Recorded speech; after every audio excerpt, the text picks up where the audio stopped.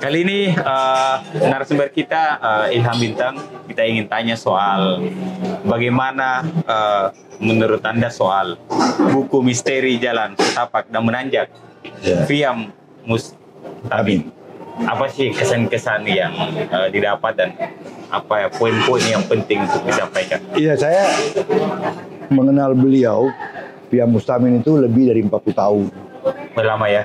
Lama sekali. Saya sama-sama bujangan waktu itu, sama-sama bergelandangan dalam tanda petik di bergelandangan. Iya. Sama-sama seperjuangan. Kedua teman seperjuangan ya. Dan yang mengagumkan dari beliau itu, dari Pak Bung Fiam itu adalah semangat yang luar biasa besar dan ketangguhannya untuk memelihara semangat itu sampai sekarang. Sangat ya, dengan umur. Iya, dan saya kira itulah yang dia buatkan metafora sebagai judul buku Misteri Jalan Setapak dan Menanjak. Ya. Cuman dia rendah hati tidak mengatakan bahwa waktu menanjak itu ngos-ngosan dan berdarah-darah juga. Iya. Ya, seperti dialami orang yang berjuang dari nol di ibu kota. Gitu. Berarti dia pernah rasakan juga. Pernah rasakan dari nol. Nah, bukunya ini setebal 500 halaman itu menjelaskan bagaimana dia orang yang bersungguh-sungguh mendokumentasikan banyak foto yang sama saya sudah nggak punya itu. Tapi ada di buku ini. Ada di buku ini. Banyak foto yang bikin surprise loh. Pernah ada pertemuan seperti ini, pernah ada peristiwa seperti ini.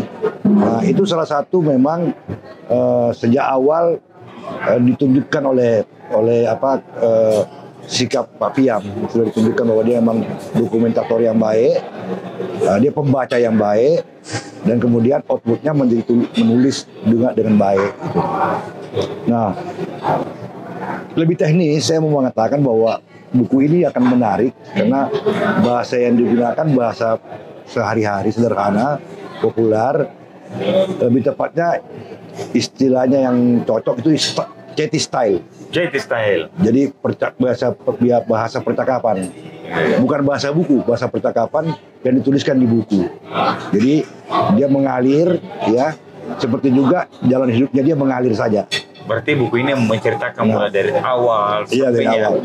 Sosok-sosok yang ditampilkan itu, sosok-sosok yang diwawancarai, tokoh-tokoh itu dengan cerdik si penulis meletakkan dirinya di dalam kisah orang-orang yang disebutnya para tokoh itu, perjalanan hidup tokoh itu. Dia meletakkan dirinya dan dari situ kita lihat dia menjelaskan persinggungannya dia secara personal dengan tokoh-tokoh itu.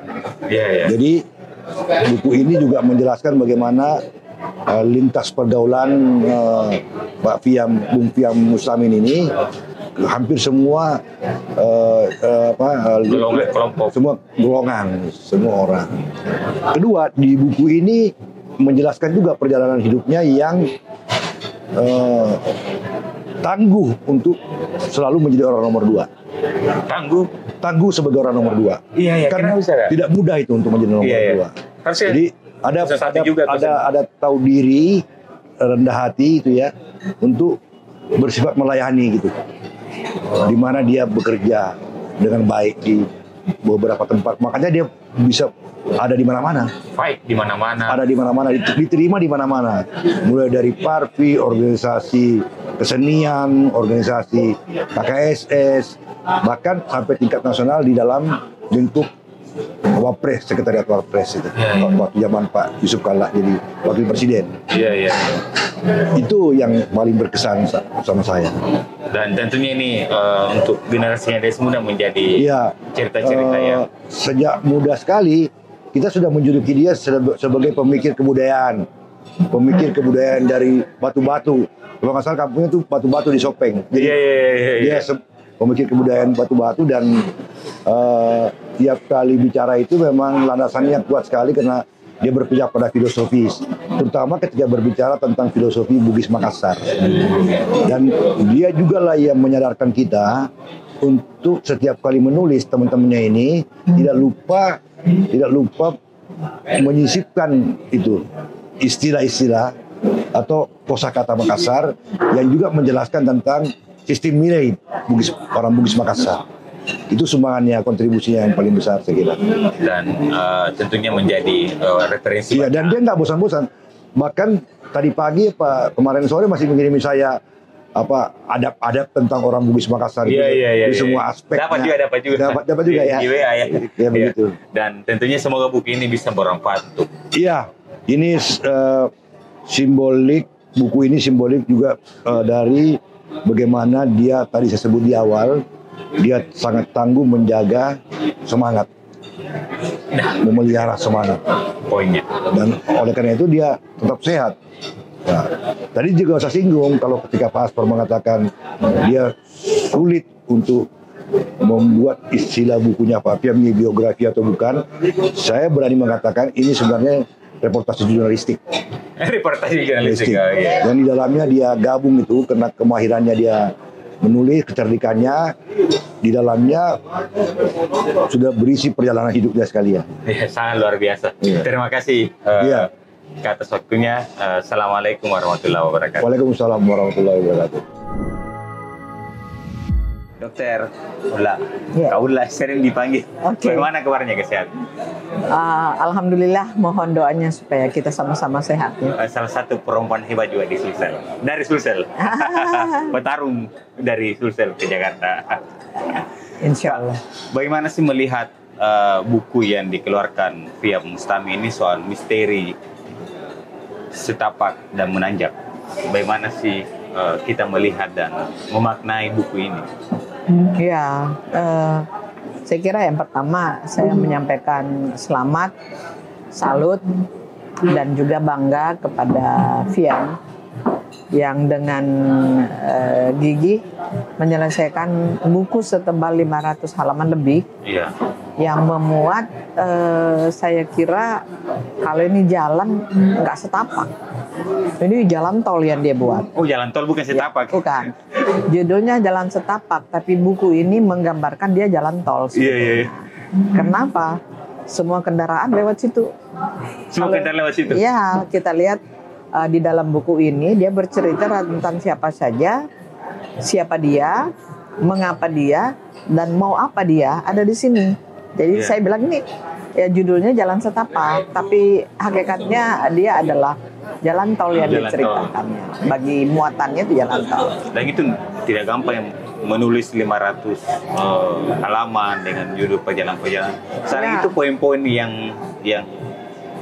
dilihat apa sih poin-poin yang menarik buku ini? Pertama karena dia di buku ini mengedepankan sosok, bukan sosok yang kemudian asal gitu loh. Iya. Bukan asal-asalan.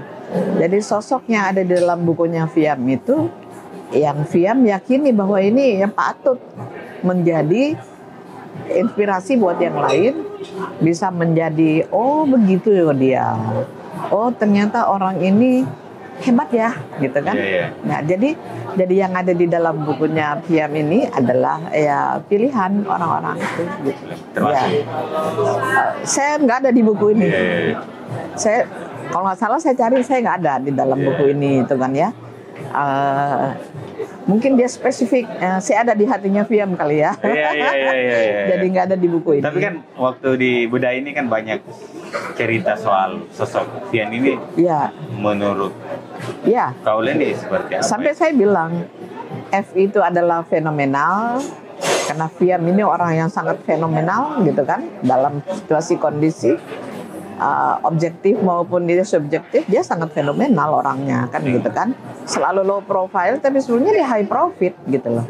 Iya, low profile tapi High profit high profile ini yang ngeri dalam ilmu. value, dalam Iya, value, nilainya dalamnya kan gitu. Iya.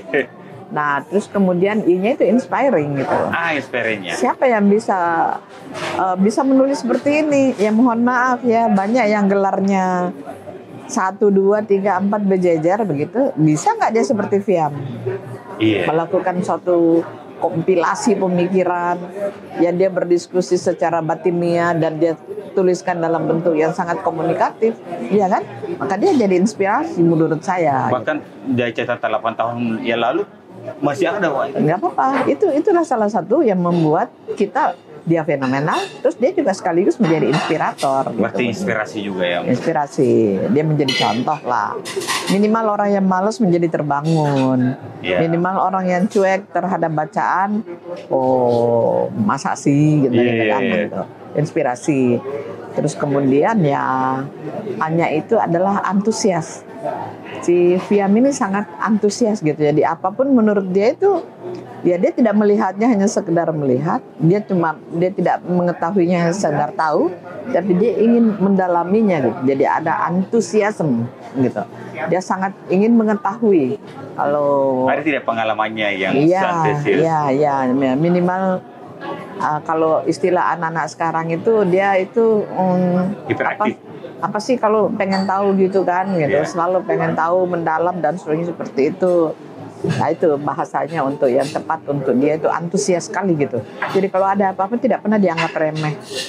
Dia tidak pernah meremehkan dan dia selalu ingin kalau lihat ujungnya pasti ditanya apa pangkalnya nih. Kalau dia lihat pangkalnya ini ujungnya kemana nih. Nah itu salah satu karakter dari ingin dia sampaikan dari. Iya. Terus M-nya kan? Kemudian M-nya adalah misteri, Iya, kenapa misteri ya? ya kan? Iya. Nah, jadi misterinya itu ya misteri yang positif menurut saya gitu kan ya, bahwa Fiam kalau dilihat dari sisi kemampuan, dilihat tanda petik jabatannya, pengaruhnya, kekuasaan yang dia miliki, finansial yang dia miliki itu ya jarang yang bisa seperti itu. Fiam itu bisa bergaul dengan orang yang paling tinggi status sosialnya, dan dia juga bisa bergaul dengan orang yang biasa-biasa saja, dan bisa juga bergaul dengan siapapun yang menurut dia itu enak bawaannya gitu. Maka misterinya adalah kemudian di mana ada kebaikan ada Fiam. Saya bilang dia misteri. Boleh diceritakan sedikit pengalaman bersama Fiam dalam satu proyek di organisasi atau di Ya, lingkungan? yang saya rasakan sama Fiam itu zaman ini di KKSS.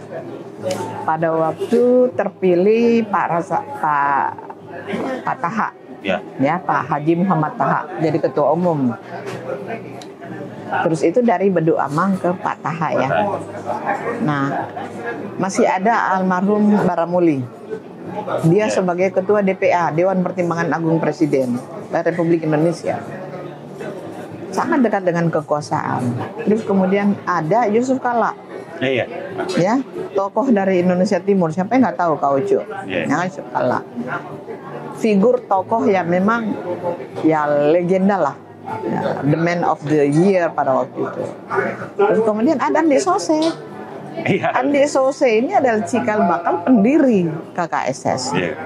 Sedangkan dalam organisasi KKSS itu hanya ada kehormatan dengan pembina. Iya. Kan gitu. Nah, pokoknya bingung. Andi Sose kah atau Baramuli? Iya. Ada Yusuf Kala. Wah, semua ini. Hanya ada 2 kursi untuk 3 orang hebat Indonesia Timur, kan gitu. Saya sekjen. Kita naik mobil nih, berdua sama Pak Taha ketua umum. Iya. Pak Taha udah Pusing ya, waduh. pusing. Ini Dokter Ullah bagaimana ini? Karena kita ke Baramuli bilang, saya nih ketua DPA, lagi manggung orang Sulawesi Selatan tertinggi saya, gitu loh. Masa saya tidak masuk di dalam organisasi struktur KKSS? Iya. Kok tahu yuk, gitu kan sama, iya Pak, gitu kan. Terus kemudian dari sana pergi ke Andi Sose, kan gitu, di Jalan Sinitir kan di Menteng. Terus apa Andi Sose bilang, kau tidak ada semuanya ini kalau tidak ada saya sebagai pendiri. Iya. Paham? Yusuf Kala lagi sedang rising star, gitu. Wah, naik-naiknya kak. 3, ya kan 3 nih dia menteri kan gitu. Nah jadi waktu itu bingung Pak Taha, hanya ada 2. Saya bilang gini Pak, gampang gitu kan, nggak usah khawatir. Ini organisasi buatan manusia, bukan sesuatu yang tidak bisa dirubah kan. Bisa dirubah nggak apa-apa gitu kan. Maka itulah cikal bakal ada kehormatan, ada penasehat dan ada pembina. Itu mengcover semua. Mengcover tiga raja-raja itu. Iya. Itu zamannya saya dengan Pak Taha. Saya sebagai sekjen KKSS, solusi. Langsung Pak Taha lega banget, sangat lega, dan dia mengatakan, Tuhan terima kasih saya dapat sekjen yang pinter, katanya. Dia berbicara dengan dirinya kan di situ dalam pedang. Dan itu yang saya tahu. Dan kau tahu siapa yang kita punya kepala sekretariat? Ya, Fiam. Oh, Fiam ini. Iya. Ini yang mengatur semua Ya, ritmenya ini ya. Dia yang mengatur semuanya. Karena dia udah gimana nih. Tapi dia kan orangnya cool. Fiam itu orangnya cool, kalem, tidak pernah panik. Oh, tenang Cik Pak. Insya Allah begini-begini. Terus ngubungin saya. Ini ketua umum lagi ini Kak Ula resah. Karena hanya ada 2 kursi untuk 3 posisi. Iya. Kita sebagai aktivis, kita yang sebagai yang ya tahu sedikit lah bagaimana memecahkan persoalan dalam manajemen organisasi. Ya saya kasih solusi itu, ini diterima. Sampai sekarang kan seperti itu. Sejalan Kak. Jadi ada sejarahnya. Berarti kontribusi Kak Fiam juga di Oh sangat. Jadi dialah yang kemudian secara itu tadi Saromase datang ke Pak Baramuli, kemudian kita ke Andi Sose, dan kita kemudian ke Pak Yusuf. Ini diramu dengan baik, dengan sentuhan silaturahminya sangat elegan, maka Fiam itu menjadi kepercayaan. Apa sih quote yang hikmah di misteri jalan setapak dan menanjak ini terakhir?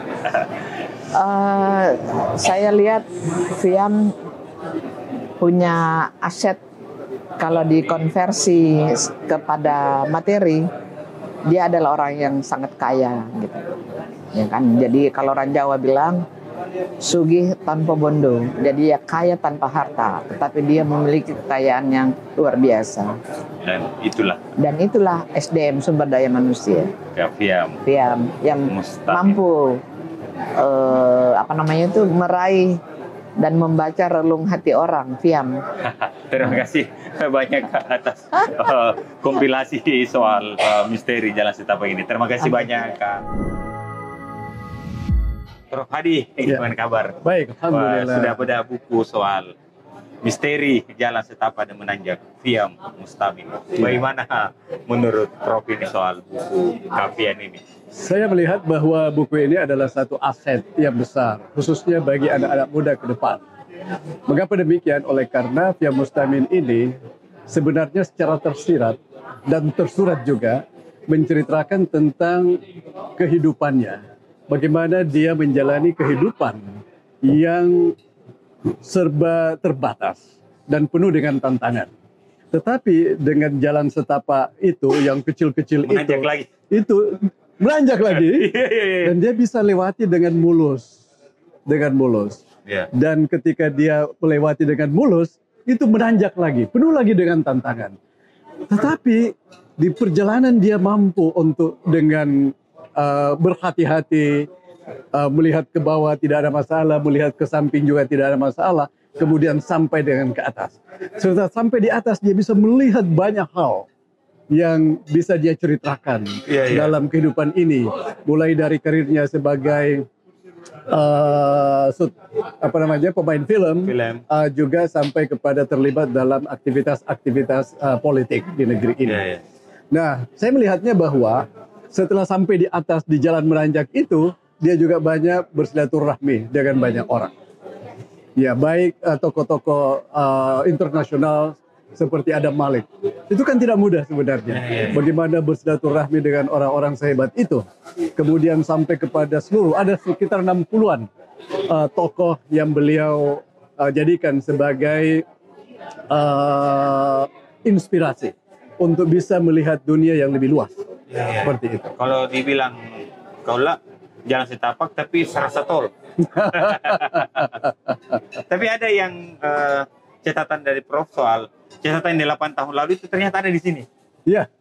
Itu bagaimana ceritanya? Ya, sebenarnya pertemuan saya dengan Pak Fiam itu, yaitu ketika mau mencalonkan diri Yusuf Kala menjadi Presiden Republik Indonesia. Dan pada waktu itu saya baru dari Amerika menyelesaikan program of academic research saya di Ohio State University. Dan pada saat itu beliau bersama dengan Salim Muda itu menemukan tulisan saya Tulisan saya tentang manusia Bugis yang ada di internet. Tetapi pada saat itu belum berkenalan ya. Lalu ketika bertemu dengan beliau, beliau sangat tertarik untuk mendengarkan bagaimana pandangan saya tentang hubungan antara budaya Bugis dengan kenegaraan ini. Itu awalnya itu.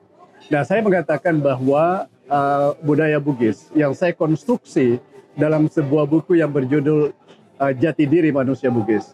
Saya melihat bahwa nilai-nilai Bugis ini kalau bisa diaktualisasikan dalam kehidupan nyata, khususnya dalam bidang pemerintahan, maka Indonesia ini tidak akan terseot-seot untuk maju. Kenapa? Oleh karena di dalam buku ini pula itu saya tekankan bahwa sebenarnya mengaktualisasikan budaya Bugis itu merupakan satu modal besar untuk bisa membuat pemerintahan Indonesia itu lebih baik. Mengapa? Oleh karena budaya Bugis menganut satu filosofi Sulapa Epa. Sulapa Epa itu artinya segi empat. Nah, seorang pemimpin itu menurut budaya Bugis haruslah macai nama lempo. Macai nama lempo. Dia harus cerdas, dia harus pandai, dia harus cendekia, tetapi jujur. Jadi cendekia saja, pintar saja tidak cukup. Harus dibarengi dengan kejujuran. Karena kalau dia pintar, bisa-bisa dia membodoh-bodohi orang lain. Dan itu banyak yang terjadi. Dibodoh-bodohi lah ini IQ yang 70 ke bawah ini. Dan itu banyak di Indonesia begitu kan? Bisa di apalah gitu. Berarti di dalam buku ini juga ada disampaikan itu. Iya. Jadi baca nama lempo. Artinya dia harus cerdas dan jujur. Warani wina mageteng. Dia harus memiliki juga keberanian moral untuk berbuat, tetapi teguh dalam pendirian yang benar. Bukan nekat, tetapi memiliki tekad yang kuat untuk bisa menghilangkan kemaksiatan, keburukan, misalnya korupsi itu. Jadi kita lihat bagaimana senior kita di Bugis itu yang namanya Profesor Dr. Baharudin Lopa. Itu dulu Jaksa Agung ya. Ya, dia mengatakan bahwa kalau Anda naik mobil ke rumah saya katanya, dan Anda ini waktu beliau itu Jaksa Agung itu, kalau ada anak buahnya ya, pegawai datang ke rumahnya itu takut semua menggunakan mobil mewah. Karena dia bilang, dari mana kamu dapat mobil ini? Kamu punya gaji hanya sekian. Mereka juga takut menggunakan jam tangan Rolex apa semua itu. Oleh karena itu. Nah, inilah salah satu sosok yang bisa kita lihat seperti beliau itu. Macai nama lempu, warani nama geteng. Tapi apa sih makna-makna quote-quote dulu di dalam buku ini yang bisa dimaknai? Nah, ada beberapa quote yang tadi saya juga bahas. Yang pertama ada namanya saromase. Saromase itu artinya bagaimana cara agar supaya kita itu pandai-pandai mengambil hati orang. Dan ini dilakukan oleh Fiam sejak kecil itu. Bagaimana dia bisa berbuat baik dalam segala tantangannya itu. Sehingga orang itu silaturahminya bagus. Jadi senang kepada beliau. Termasuk saya sangat senang kepada beliau. Oleh karena keikhlasannya, ketulusannya, keterbukaannya. Itu membuat orang-orang itu memiliki rasa persahabatan dan persaudaraan yang sangat tinggi kepada beliau. Dan itulah yang dijaga. Ya, itu. Yang kedua adalah nawa-nawa. Nawa-nawa itu menurut beliau itu adalah, kalau dalam bahasa Bugis, nawa-nawa itu adalah visi. Jadi harapan, cita-cita. Jadi beliau itu memiliki nawa-nawa, memiliki visi untuk bisa sebenarnya apa yang beliau tulis di sini itu banyak unsur-unsur politisnya juga sebenarnya. Ya, banyak unsur politis. Karena beliau menginginkan agar supaya pemimpin-pemimpin Indonesia ini bisa membawa peradaban yang tinggi bagi Indonesia. Bisa membawa kesejahteraan bagi manusia Indonesia. Jadi sebenarnya itu secara tersurat dan banyak tersirat yang beliau tulis agar supaya pemimpin-pemimpin Indonesia itu bisa berbuat yang lebih baik dan terbaik untuk bangsa Indonesia. Yang ketiga ada lagi satu filosofinya, Resopa natinulu natembangingi malomo naleti pamase dewata. Hanya dengan kerja keras dan ketekunanlah yang sering menjadi sarana, menjadi titian rahmat Tuhan. Artinya tidak ada cara lain untuk bisa berhasil kecuali harus dengan kerja keras, ketekunan. Dan memang di dalam ilmu pendidikan ada seorang ahli pendidikan bernama Leon Yakubowicz. Beliau mengatakan bahwa ada 4 yang membuat orang itu berhasil. Yang pertama adalah bakat dan ketekunan. Jadi bakat dan ketekunan. Bukan, motivation and perseverance. Ya, motivasi dan ketekunan. Jadi kalau kita sudah punya nawa-nawa, punya keinginan, punya tekad untuk melakukan sesuatu, kita harus sabar di situ mengerjakannya, tekun mengerjakannya. Nah, itu namanya motivation and perseverance. Tingkat menentukan keberhasilan seseorang. Menurut Leon Yakubowicz itu 33%. Jadi kalau kita sudah punya motivasi dan sabar untuk melakukan apa yang kita ingin capai, maka tingkat keberhasilan kita sudah 33%. Wah, ini anak muda ini. Untuk generasi ke depan. Ya, kemudian yang kedua adalah bakat minat. Artinya apa? Kalau kita menyukai suatu pekerja, punya bakat, punya talenta, dan kita tekuni itu, maka tingkat keberhasilan kita itu sudah 33%. Oleh karena itu ada namanya tes bakat minat untuk anak-anak. Berarti kalau digabung tadi sudah 60%. Ya, 66. 66%. Ya, sudah 66%. Iya. Artinya pandai-pandailah memahami siapa Anda. Ya, di mana bakat Anda. Ya, sehingga Anda bisa menjalani kehidupan ini dengan berhasil. Nah, itu bakat kita. Yang ketiga, barulah masuk kecendekiaan, ke inteligensi. Itu 20%. 20% saja untuk 20% saja kepintaran untuk keberhasilan itu. Itu menurut Leon Yakubowicz. Nah, kemudian yang keempat adalah faktor lain. Itu 14%. Iya, faktor-faktor lain itu. Jadi faktor lain seperti silaturahmi, faktor lain seperti ada ordal. Iya. Itu hanya 40%. Iya. Itu hanya 14%. Dan ya, tadi saya mulai yang pertama adalah motivation and perseverance. Motivasi dan ketekunan 33%. Ya. Bakat minat 33%, inteligensi 20%, dan faktor lain 14%. Dan di dalam buku ini nawa-nawa ya. Iya, secara tersirat Fiam telah melakukan hal itu semuanya. Sangat luar biasa, Kak. Ya. Apa sih quote untuk Kak Fiam Mustami, apa yang ingin disampaikan ke beliau? Saya sudah tadi banyak memberikan pantun, kemudian ada juga puisi. Ya, saya sudah berikan kepada beliau. Yang saya katakan bahwa Fiam sebagai sahabatku tetap berjuang untuk kebaikan Indonesia. Terima kasih banyak Prof atas waktunya. Dan terima kasih banyak. Assalamualaikum warahmatullahi wabarakatuh. Waalaikumsalam warahmatullahi wabarakatuh. Opan Lamara. Iya. Siap, Kak. Terima kasih atas waktunya. Oke deh. Kak, tadi kan ikut di acara bedah buku misteri Jalan Setapak dan Menanjak. Iya. Fiam Mustami. Iya. Apa sih poin-poin yang kau lihat di dalam bukunya Kak Fiam ini? Iya, tadi sebagai salah satu pembicara di launching buku sudah saya sampaikan bahwa ada 2 kekuatan besar dari seorang Kak Fiam yang tergambar dalam penulisan buku ini, ya. Yang pertama adalah satu dari kekuatan Kak Fiam adalah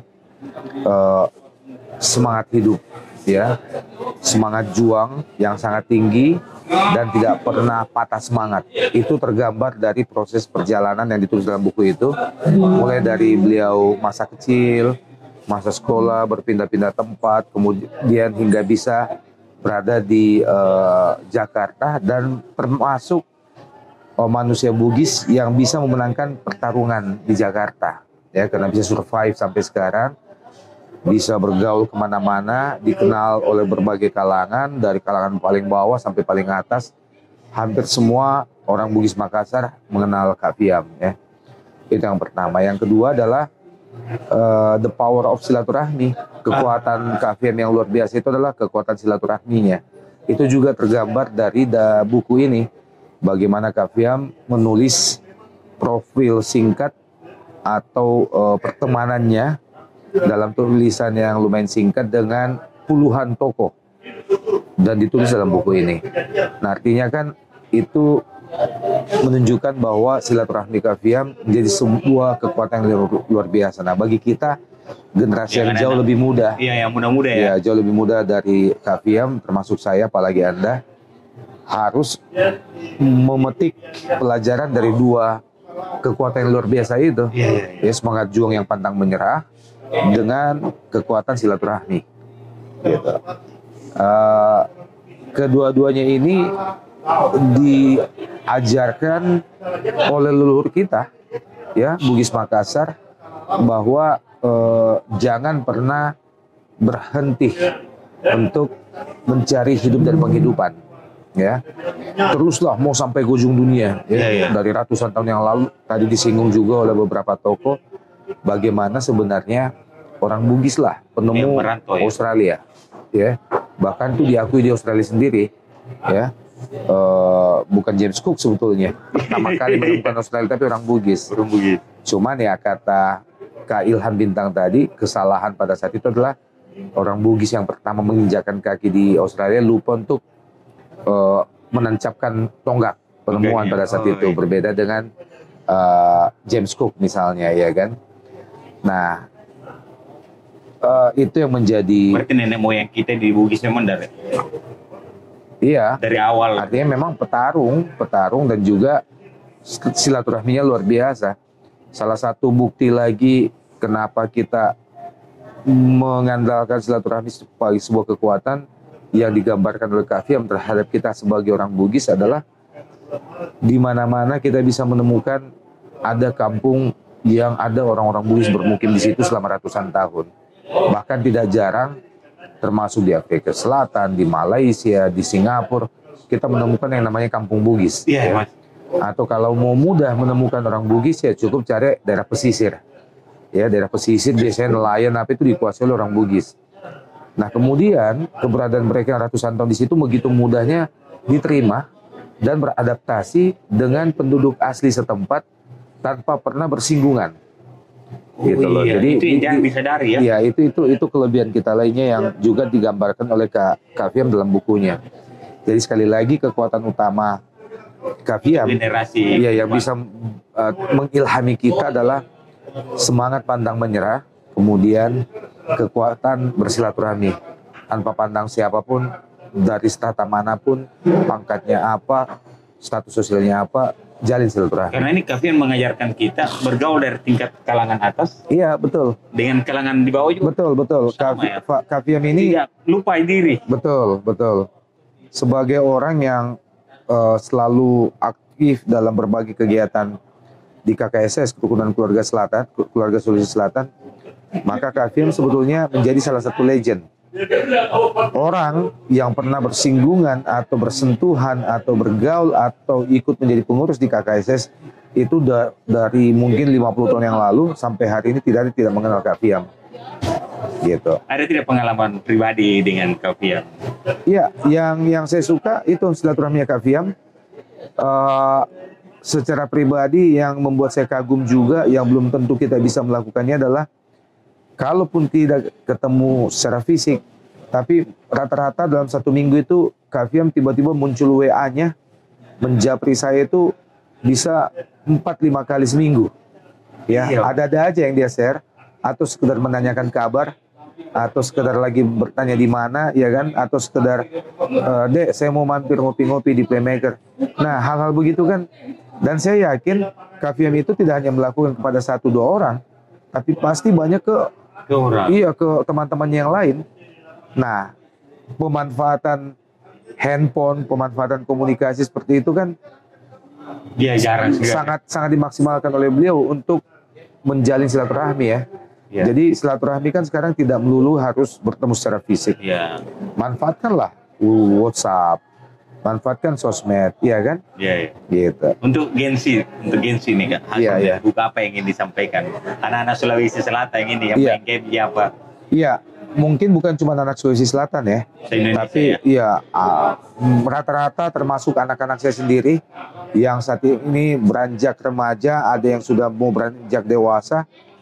Problem paling serius jika dibanding dengan bagaimana kita saat masa-masa SMP, SMA dulu adalah anak-anak sekarang cenderung terlalu manja, terlalu cengeng, terlalu mudah patah semangat, terlalu mudah menyerah dan bukan petarung. Wah, Gitu. harus baca Nah, buku ini. Harus baca buku ini bagaimana perjalanannya Iya. Kak Fiam yang serba penuh keterbatasan. Kak Fiam masih kecil sudah kehilangan orang tua, kemudian bisa apa namanya ya mungkin bahasa lawasnya luntang-lantung sana sini, Iya. tapi dia selalu menjaga malempo ya, menjaga kejujuran, Itu ya. menjaga silaturahmi, menjaga di mana dia berada, insya Allah orang-orang bisa mengandalkannya. Kemudian berusaha untuk memberikan manfaat ke lingkungan sekelilingnya sesuai dengan kapasitas dan kemampuannya. Tadi diceritakan, pada saat Pak Bedu Amang menjadi Ketua Umum KKSS selama 2 periode, Pak Bedu praktis tidak bisa, ketergantungannya ke KPM sangat tinggi, terutama dari materi yang akan menjadi sambutannya di panggung atau di podium. Iya, iya. Nah, materi-materi itu yang siapkan KPM. Jadi luar biasa. Nah, yang bisa dipetik oleh anak-anak Gen Z, anak-anak muda zaman sekarang adalah itu, semangat pantang menyerah, sekali lagi, dan silaturahmi. Jangan terlalu cepat berpuas diri. Banyak Gen Z yang sekarang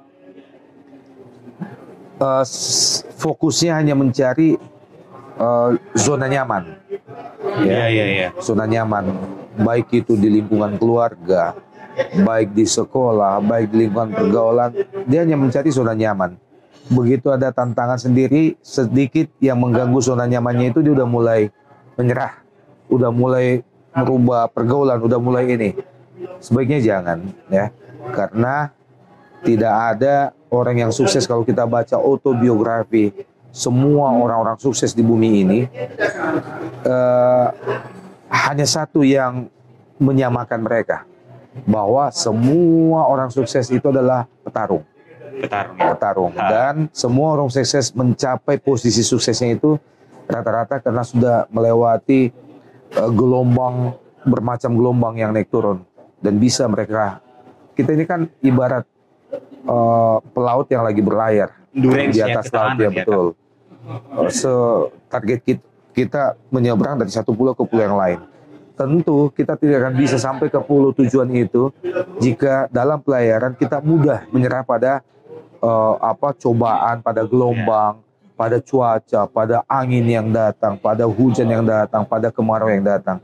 Nah, orang yang bisa mencapai pulau tujuannya adalah mereka yang bisa melalui semua cobaan-cobaan selama berlayar itu. Nah, Kak Fiam itu berada pada level itu. Terima kasih atas karya-karya nyatanya Kak Fiam. Terima kasih banyak. Makasih Dinda. Waktunya Ya? siap. Oke, Dinda. Bang Samjek, Ketua KKSS DKI Jakarta. Siap. Kak, sehat Kak? Alhamdulillah. Semangat saya lihat. Ya, Nah, tadi kan ada beda buku soal misteri jalan setapak dan menanjak Fiam Mustamin. Apa Ya. sih poin dan yang didapatkan di dalam buku ini? buku ini hemat saya ini merupakan refleksi yang menggambarkan tentang sejarah Bampia selama dalam perjalanannya dan memilih jalan yang benar. Jalan setapak dan menanjak. Itulah jalan setapak dan menanjak yang mesti harus diungkap dalam misteri itu. Iya. Ya. Kenapa sampai ada jalan setapak yang dilalui Ya. dan menanjak? Yang menanjak lagi. Iya, karena itu adalah satu pilihan yang telah dianalisa bahwa inilah jalan yang tepat dan benar. Memang tidak semua orang bisa melalui jalan setapak dan benar itu. Ada selamat dari jatuh. Iya, kalau dia memilih jalan yang lain, mungkin saja Piam tidak menulis buku seperti ini. Iya, iya. Ya, karena saya tahu Piam ini dia sosok sederhana, dia sosok yang tidak mengejar materi sampai memperbanyak harta dalam konteks ekonomi. Iya, iya. Itulah jalan pilihannya dia, memilih jalan setapak sekalipun menanjak Dia harus dan lewati. susah. Dan itu jalan yang paling benar menurut perspektif dirinya. Tapi kan Bang Fian pernah berada di semua tingkatan. Iya, tetapi itulah semua yang dilalui dia. Dia tetap memilih jalan yang setapak itu. Sekalipun itu dimanapun tingkatannya, apakah di KKSF, di KKSS, apakah di parti perfilman, Iya, iya. atau di politik. Dia bukan orang tipologi memilih jalan pintas. Beda. Oh, iya, iya. Iya. Setapak itu adalah jalan yang penuh liku-liku, belok-belok dan lain sebagainya, tapi itu jalan benar. Iya. Iya, iya. Jadi bukan jalan pintas. Banyak orang yang sukses, berhasil dan kandas. Kandas. Iya, Iya, iya, iya, betul. iya. Lihatlah banyak orang Bugis dalam perjalanannya, tapi ternyata mengalami jalan buntu. Setelah itu dia mencoba, dia ingin hancurkan jalan buntu itu, kemudian jalan lagi. Tapi kan publik juga melihat bahwa ternyata memilih jalan yang salah. Ah, itu dia. Kan begitu. Saya selaku ketua KKSS banyak memperhatikan orang-orang KKSS itu, ya memang tidak banyak yang misteri dalam hidupnya. Iya. Tidak banyak, maksudnya tidak banyak kan? Iya, tidak banyak. Karena orang yang memilih misteri dalam hidupnya itu kebanyakan memilih jalan pintas, jalan pintas. Iya, iya, iya, iya. Iya. Kalau ini setapak, Pak. Yang ini melalui setapak demi setapak. Sekalipun itu menanjak, menurut hemat saya itu ada kesulitan di sana, ada kesusahan di sana, ada tantangan di sana. Tapi itu adalah jalan benar. Ihdinas siratal mustaqim. Kan begitu. Itulah sehingga dengan jalan itu dia akan meninggalkan nama, akan meninggalkan nama baik, akan meninggalkan banyak teman. Salah satu yang akan diwariskan ini bukunya. Untuk generasi ke depan. Sebagai generasi ke depan. Itulah orang yang memang tidak semua bisa hidup dengan dalam kemisterian. Nah, kalau melihat soal penulisnya misteri jalan setapak dan menanjak via Mustamin, ada tidak pengalaman hikmah menjadi pembelajaran kita untuk generasi ke depan soal buku ini atau perjalanannya? Ini adalah sebuah tanda jasa yang dipersembahkan regenerasi sekarang, mudah-mudahan bisa terinjeksi supaya lebih banyak lagi bisa menulis tentang perjalanan hidupnya, perjalanan sebagai suku Bugis, Ya. suku Makassar, akan kita, sekalipun itu banyak godaan, banyak tawaran Iya. tentang jalan pintas, cepat mendapatkan kekayaan, mendapatkan jabatan, mendapatkan kesuksesan, dan lain sebagainya, tetapi memilih jalan yang tidak benar.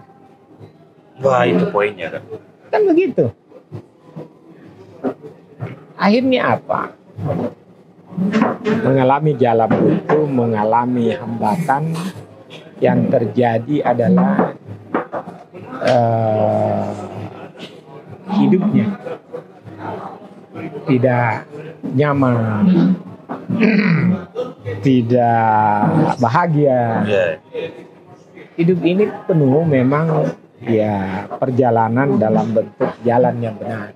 Apa sih poin-poin yang ingin disampaikan ke masyarakat soal Buku ini, hasil bedah buku?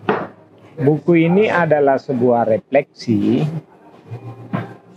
tentang pentingnya memilih jalan yang benar. Memilih jalan Jalan yang benar. walaupun di setapak. Walaupun setapak, berliku-liku, susah, dan berbagai tantangan, kita tetap bagaimana sebagai suku Bugis Makassar harus kita memandangnya bahwa jangan pernah kendor dalam bentuk tantangan apapun. Kita harus tetap jalan ke jalan yang benar, jalan setapak dan menanjak, bahwa itulah sebagai sosok orang Bugis Makassar. Tidak ada kata mundur dalam perjalanan hidup ini untuk meraih kesuksesan. Sangat luar biasa, Kak. Tidak ada Iya. kata mundur untuk meraih kesuksesan. Iya, jadi itulah Piam, maka dia akan melahirkan kepada sosok regenerasi hari ini bahwa menulislah agar bisa ada kenangan untuk regenerasi berikutnya. Kan begitu. Semoga buku ini punya referensi menjadi acuan kita untuk generasi ke depan. Terima Iya. kasih banyak, Sama-sama. Kak, atas waktunya. Ya. Assalamualaikum warahmatullahi wabarakatuh. Waalaikumsalam warahmatullahi wabarakatuh.